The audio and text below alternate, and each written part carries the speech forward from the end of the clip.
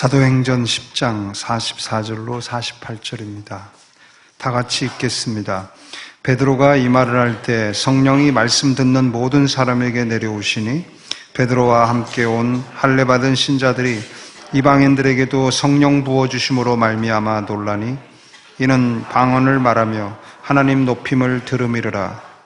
이에 베드로가 이르되 이 사람들이 우리와 같이 성령을 받았으니 누가 능히 물로 세례 베품을 금하리요 하고 명하여 예수 그리스도의 이름으로 세례를 베풀라 하니라. 그들이 베드로에게 며칠 더 머물기를 청하니라. 좌우분들과 인사하겠습니다. 함께 예배드려서 행복합니다.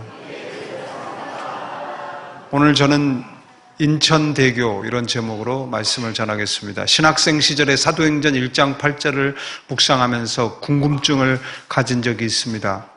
성령을 받은 증인에 의해서 복음이 예루살렘에서 유대, 사마리아 그리고 땅끝까지 퍼져나갈 것이라는 말씀입니다. 그런데 예루살렘, 유대, 사마리아까지는 계속 연결된 지역으로 진행이 되니까 그 설명이 맞는데 사마리아에서 갑자기 땅끝으로 점프를 합니다.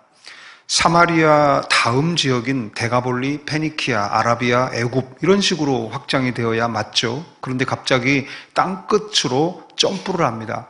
한 걸음 두 걸음 이렇게 걷다가 갑자기 1km를 가는 격입니다.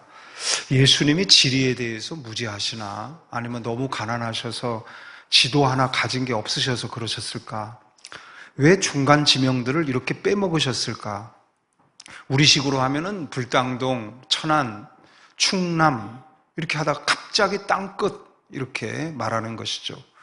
그런데 가만히 생각해 보니까 사람이 걸어서 이동할 수 있는 거리는 예루살렘, 유대, 사마리아까지는 걸어서 갈 수 있는데 사마리아부터는 걸어서 가는 게 아니라 무언가 문명의 이기를 통해서 예를 들어 배를 타고 가거나 뭐 비행기를 타버리면 한 번에 땅끝까지 갈 수 있죠. 그렇게 가면 예수님의 전개 순서가 맞습니다. 우리나라를 놓고 보면은 우리가 어디에 살든 경상도에 살든 뭐 전라도에 살든 강원도에 살든 충청도에 살든 인천공항까지만 가면 비행기를 타고 전 세계 어디로 갈 수 있잖아요. 역사에서 이 공항 역할을 한 나라가 바로 로마 제국입니다. 로마 제국이 닦아놓은 길이 전 세계 땅끝까지 갈 수 있는 항로 역할을 했습니다. 그래서 로마 제국은 예루살렘의 하나님이 땅끝까지의 하나님이 되기 위해서 복음을 실어 나를 공항으로 선택한 나라이고 예수님은 바로 이 로마 제국 시대에 태어나셔야 했고 그 제국에서 십자가의 죽으심으로 자신의 몸을 하늘의 씨로 심으신 겁니다. 그리고 성령 받은 증인들에 의해 복음이 예루살렘에서 출발하여 유대, 사마리아 그리고 로마를 통해 땅끝까지 퍼질 것이라고 예언을 하신 것입니다. 이 하나님의 계획이 성취되려면 이 예수님의 예언이 성취되려면 복음은 예루살렘에만 머물러 있어서는 안 됩니다. 유대로 사마리아로 그리고 반드시 로마를 통해 땅끝으로 확장되어야 했습니다.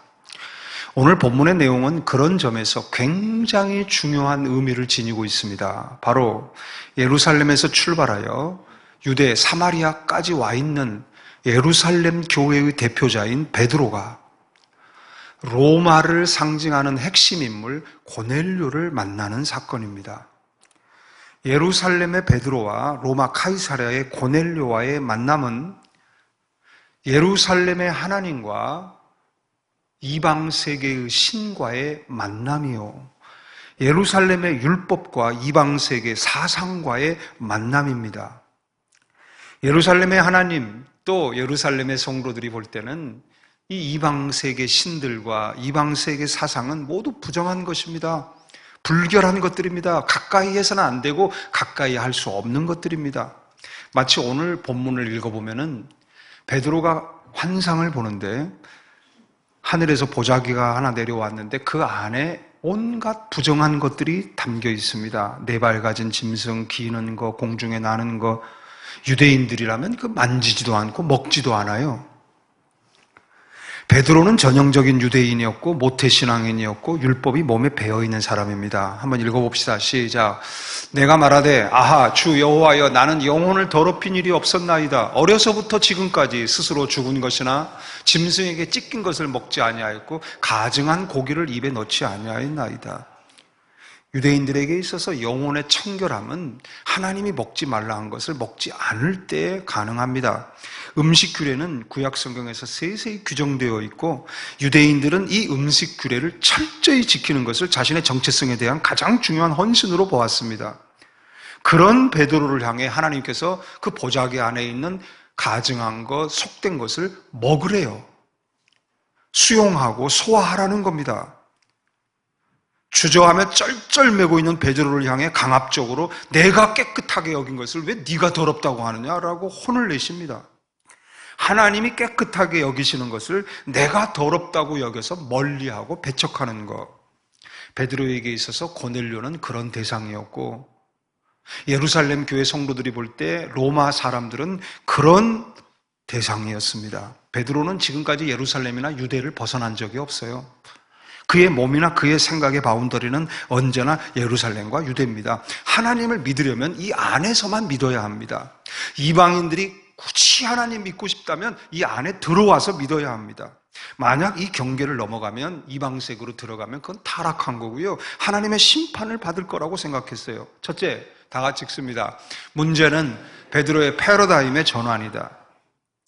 복음의 통로로 쓰임받는 사람의 마음이 베드로처럼 자기중심적이고 부정적인 그것이 고정관념으로 그냥 고집스럽게 꽉 막혀 있어버리면 복음이 흐를 수가 없습니다. 복음이 흐르기 위해서는 먼저 꽉 막혀 있는 그 통로된 그 사람의 마음에 막혀 있는 그 부분이 뚫려야 합니다.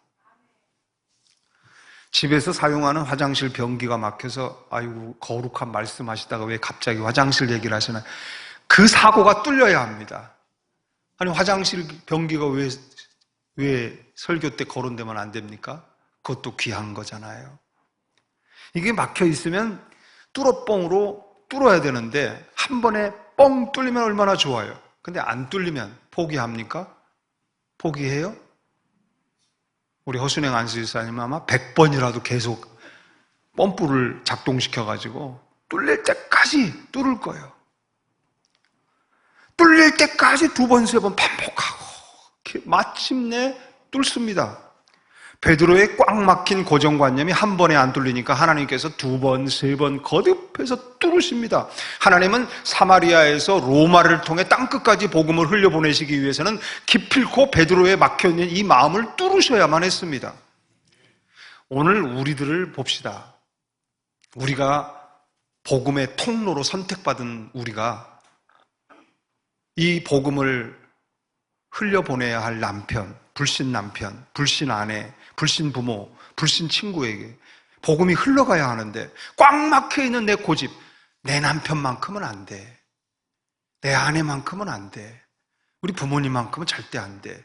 그 꽉 막혀있는 고집, 그 부정적 생각 때문에 복음이 1mm도 전진하지 못하고 있는 분이 있다면 오늘 성령의 역사를 통해 뻥 뚫리게 되기를 바랍니다. 패러다임의 전환이 일어나길 바랍니다. 하나님이 어떻게 뚫어뻥에 성공하십니까? 다 같이 한번 읽어보세요. 시작. 그가 시장하여 먹고자 하며 사람들이 준비할 때 황홀한 중에 하늘이 열리며 한 그릇이 내려온 걸 보니 이렇게 환상이 시작이 됩니다. 언제? 베드로가 심히 시장하여 식욕이 무진장 땡길 때. 식욕이 무진장 땡기니까 하늘에서 막 치킨이 내려오고 삼겹살이 내려오고 막 그런 상상을 할 때 하늘에서 음식이 담겨있는 보자기가 내려와요. 성도 안에 일어나는 욕구와 연결된 하나님의 응답이 내려옵니다. 육신적 니즈에서 시작하여 결국 영적 계시로 발전합니다. 인간의 본능을 창조한 하나님께서는 이렇게 앙증맞게 섭리하실 때가 있습니다. 그래서 인간의 본능을 사용하십니다. 그러므로 자신 안에 일어나는 이런 자연스러운 욕구를 너무 억제하지 마세요. 전부 나쁜 것으로 여겨 도매금 취급하지 마세요. 그 욕구 속에서 기도할 때 하나님은 그 욕구를 선하게 사용하셔서 하나님의 응답으로 연결시키십니다. 기도와 감사함으로 욕구를 선하게 사용하시길 바랍니다. 계속해서 읽어봅시다. 시작. 한 그릇이 내려온 걸 보니 그 안에는 땅에 기는 각종 네 발 가진 짐승과 기는 것과 공중에 나는 것들이 있더라. 또 소리가 있으되 베드로야 일어나 잡아 먹으라 하거늘 베드로가 이르되 주여 그럴 수 없나이다. 속되고 깨끗하지 아니한 것을 내가 결코 먹지 아니하였나이다 한데 또 두 번째 소리가 있으되 하나님께서 깨끗하게 하신 것을 네가 속되다 하지 말라 하더라. 이런 일이 세 번 있은 후 그릇이 곧 하늘로 올려져 가니라. 하늘에서 보자기에 내려오는 환상을 세 번 보여주시고 세 번 음성을 들려주십니다. 결과적으로 이 환상을 통해 베드로의 패러다임이 바뀌죠. 그로 인해 베드로의 운명이 바뀝니다. 이 환상 이전의 교회의 역사와 이후의 교회의 역사가 바뀌게 됩니다. 그로 인하여 세계 역사도 바뀌게 되죠. 이 환상을 통해 이방인을 향한 모든 경계의 벽이 허물어진 베드로는 고넬료를 향해 가고요. 고넬료의 가정에 들어가고요. 고넬료와 함께 식탁 교제를 하고요. 복음이 드디어 사마리아를 넘어 땅끝까지 가게 될 수 있게 된 겁니다. 교회의 역사, 세계의 역사가 바뀌게 된 거죠. 이처럼 성도의 미래의 운명을 바꾸어 놓는 결정적 역할을 하는 것이 환상입니다. 그리고 그 환상을 해석하는 것이죠. 중요한 것은 그렇게 중요한 환상은 저를 따라하세요. 반드시 크게 따라하세요. 반드시 본인이 받아야 한다. 환상은 본인이 받아야 하고 본인이 보아야 합니다. 내 인생의 미래를 바꾸어 놓을 만큼 중요한 환상은 반드시 내가 직접 보고 내가 직접 음성을 들어야 합니다. 신천지 2단을 보면은 이 환상이 얼마나 강력한 것인지를 알기 때문에 성도의 영혼을 훔치는 비기로 사용합니다. 조용히 다가와서 집사님, 내가 집사님을 위해 기도를 계속 해왔는데요. 어제 내가 환상을 봤어요. 집사님이 정오에 투썸 카페에 갔는데 빨간 옷 입은 분을 만나가지고 성경 이야기를 듣더라고요. 그러면서 집사님이 살아나는 걸 내가 봤어요. 틀림없이 그 빨간 옷 입은 분 하나님이 보내주신 분 같습니다. 이분이 정오만 되면 꼭 커피 한 잔 마시려고 투썸에 가는 거를 교회에서 정보를 미리 빼내가지고 기가 막힌 거짓말 예언을 준비해가지고 들려주는 거예요. 실제 며칠 후에 이분이 점심때 커피가 너무 마시고 싶어서 정오에 투썸에 갔더니 빨간 옷을 입은 분이 기다리고 있어요. 그래서 모른 체하고 가만히 있었는데 다가오더니 말을 건네고 성경 이야기를 들려주는 거예요. 어머나!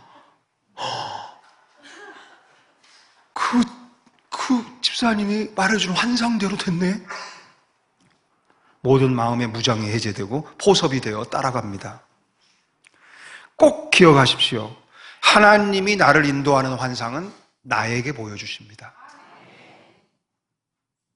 다 같이 한번 읽어봐요. 하나님이 말씀하시기를 말세에 내가 내 영을 모든 육체에게 부어주리니 너희 자녀들은 예언할 것이요 너희 젊은이들은 환상을 보고 너희 늙은이들은 꿈을 꾸리라. 내가 본 환상, 내가 꾼 꿈을 통해 하나님은 오늘의 나를 미래로 인도하십니다.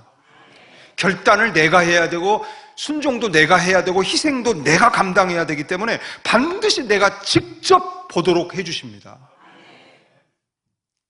내가 듣고 내가 생각하고 내가 결단하게 해주신다라는 거예요. 남이 들려주는 거짓 예언에 속아서 여러분의 인생의 미래를 통째로 넘겨주는 어리석은 일을 하는 분 한 분도 없기를 바랍니다. 하나님은 베드로가 보고 들은 그 보자기 환상을 통해서 베드로의 고정관념을 완전히 바꿔버립니다. 패러다임 시프트, 완전히 새롭게 정립을 해버리십니다. 새 창조된 사람처럼.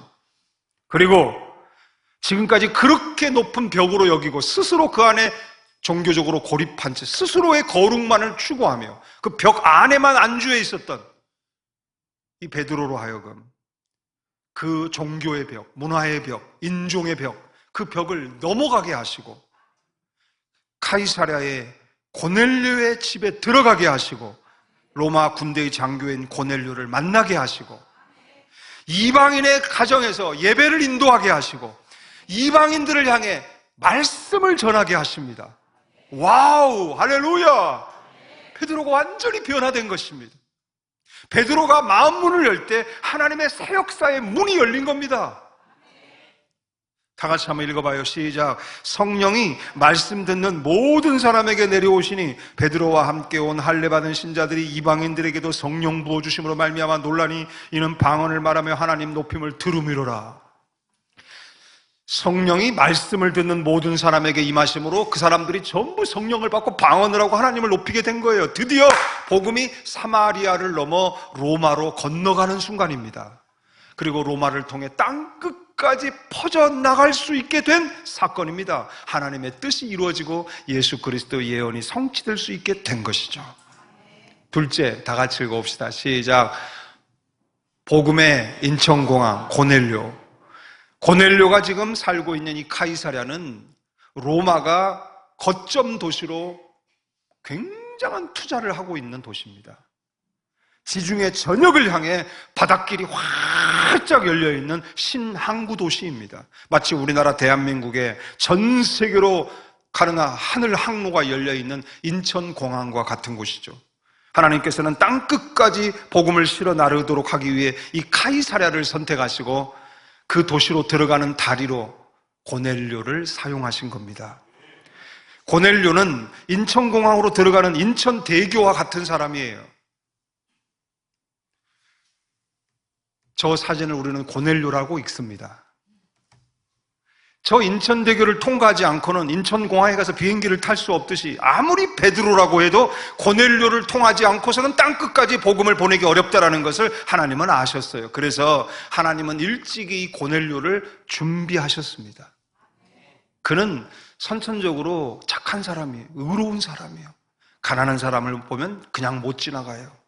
또 온 가족과 더불어 하나님을 경외하는 사람이요, 경건한 사람이요, 많이 구제하고 항상 기도하는 그 삶이 너무나 사람들에게 칭송을 받은 나머지 카이사랴에 살고 있는 모든 유대인들이 고넬료를 칭송하고 있었어요. 분명히 본인은 로마의 장교로서 지배 국가의 어떤 주권을 얼마든지 사용할 수 있는 위치에 있는 사람이에요. 근데 피지배국인 유대인들에게 칭찬을 받고 있다. 이건 뭘 말합니까? 그는 이미 인종적인 벽을 넘어선 사람이라는 거예요.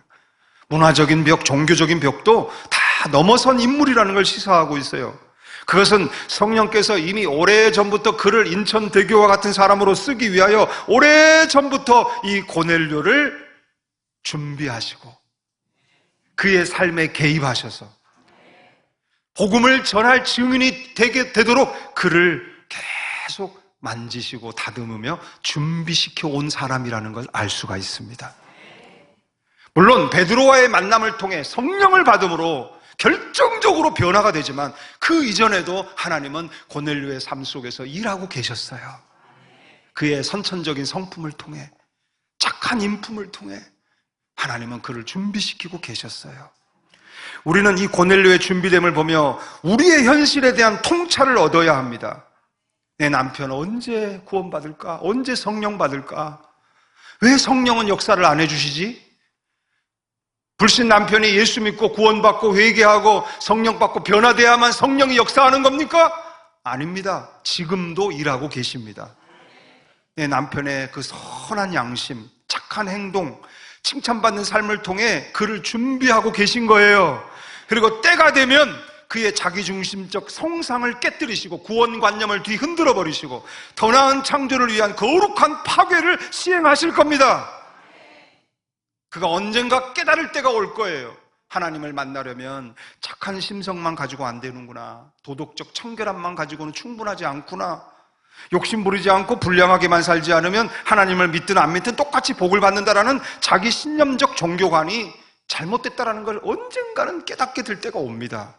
반드시 그때가 옵니다.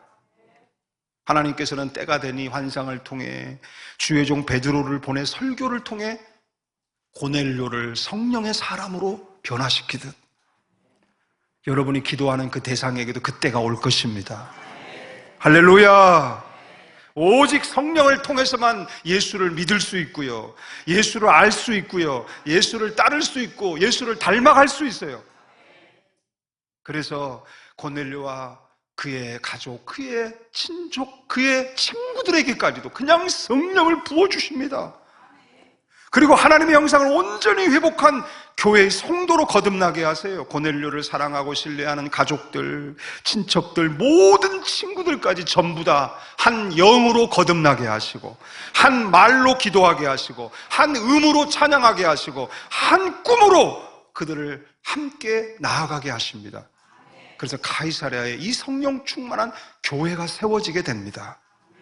그리고 그 교회를 허브로 삼아서 복음이 로마를 통해 전 세계 땅끝으로 복음이 퍼져나가게 된 것이죠. 설교를 마무리합니다. 오늘 본문 44절 이하를 보면은 베드로는 자신이 설교할 때 설교를 듣는 모든 사람들이 성령이 임하시는 것을 보고 이방인들에게도 성령 부어주심으로 인하여 크게 놀라워합니다. 우리는 평범하지만 특이한 이 단어 하나를 꼭 기억해야 합니다.